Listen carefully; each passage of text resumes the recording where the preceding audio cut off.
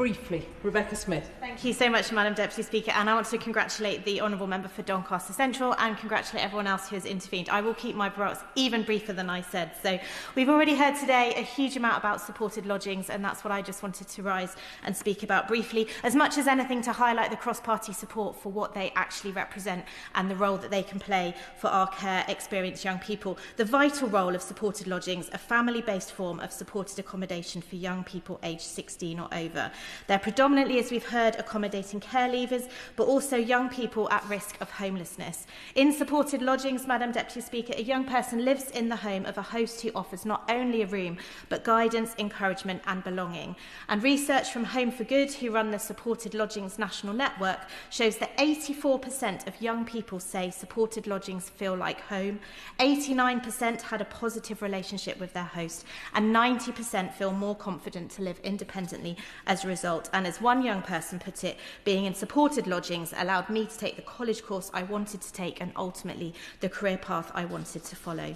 So supported lodgings can make a transformative difference. Further research from Home for Good found that when young people live in supported lodging for 6 months or more, we see an average 44% decrease of those not in education, employment or training. They also cost only 1/10 of residential provision while delivering far stronger long-term outcomes for young people. However, unlike what we've heard this evening, awareness remains low and only around 30% of the public have even heard of supported lodgings, and most local authorities report difficulties recruiting new hosts. So that's why I'm also proud to support the launch of the first National Supported Lodgings Awareness Week taking place next week during Care Leavers Month, where over 60 local authorities and independent schemes are taking part. So my asks briefly of the Minister are simple: to allocate dedicated funding to expand supported lodgings, reducing reliance on high-cost residential placements, and secondly, to improve national data collection so that we can properly evidence the scale and impact